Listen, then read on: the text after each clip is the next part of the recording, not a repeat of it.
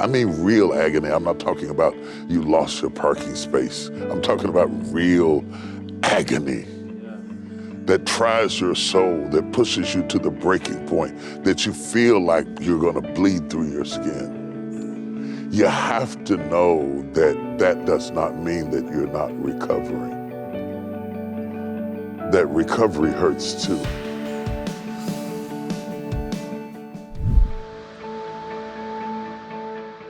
Not long ago, my wife had a medical problem that slipped up on us like a thief in the night. In the midst of doing our daily tasks and going through our routine, she collapsed on the bedroom floor, and we had to call 911. And it was just the beginning of a very difficult situation. And it's amazing to me that every so often, no matter who you are, or where you live, or how much faith you have, or what you drive, trouble comes right to your house. It meets you at the door. It challenges you in ways that you cannot always control or correct, and you have to endure. Endurance is a part of crushing. To talk about crushing and talk about enduring seems like an oxymoron, because who can endure being crushed? But we do. Every day. We are crushed in ways that people cannot see. And though I kept preaching and though I kept teaching, I came home to deal with her illness and watch her suffer through the pain of trying to recover. And the odd thing about it is, after she had the surgery, the doctor said the surgery was successful, but she was in as much pain afterwards as she was before. I warn you that recovery has pain. We know that injury has pain, but recovery also has pain. And if you're going to be healed, you have to endure the pain. She decided to go see my son graduate from college, but she was in pain, and she kept moving. And crushing is the idea and the notion that life does not stop to accommodate your comfort. That situations and demands will not stop just because you are in a bad place or a bad moment. And some kind of way, every now and then, you have to press above the pain and keep moving. This is the kind of thing that Jesus teaches us in the Garden of Gethsemane. When the great drops of blood begin to come through the very pores of his skin, he teaches us the agony of going forward. It was easy to heal the sick. It was easy to turn water into wine. It was easy for him to walk on water, not for me.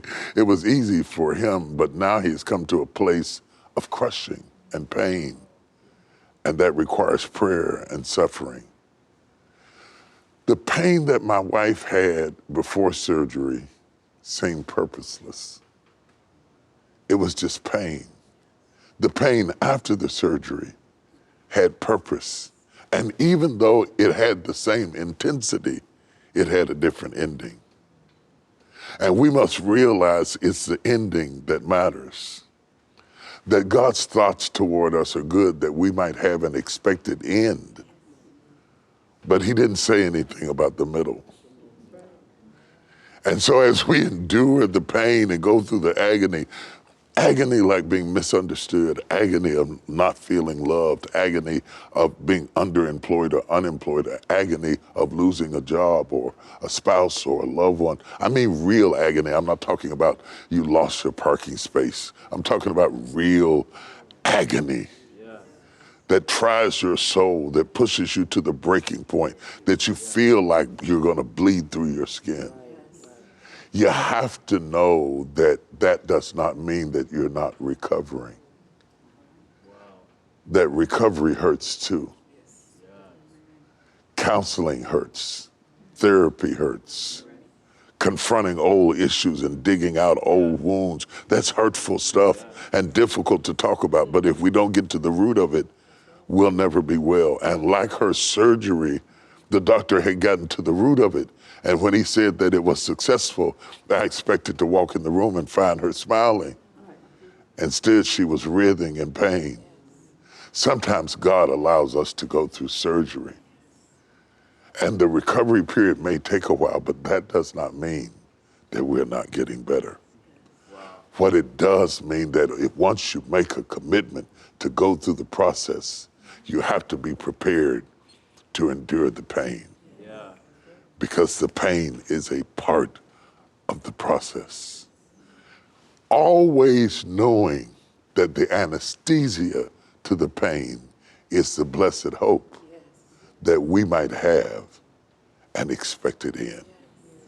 And today, if you are suffering and in agony and in turmoil and feeling disconnected from the world and like life is passing you by while you wrestle with and grapple with the atrocities and the vicissitudes of life, I want you to know that tomorrow is coming. And if you can endure this moment and withstand this agony, if you can endure the darkness of the night, how shall I say it? Weeping may endure for a night, but joy comes in the morning. Amen. Whenever you quote that scripture, always remember it can be a long night. It can be a long night. But I've never seen a night so long that it didn't eventually give way to the morning.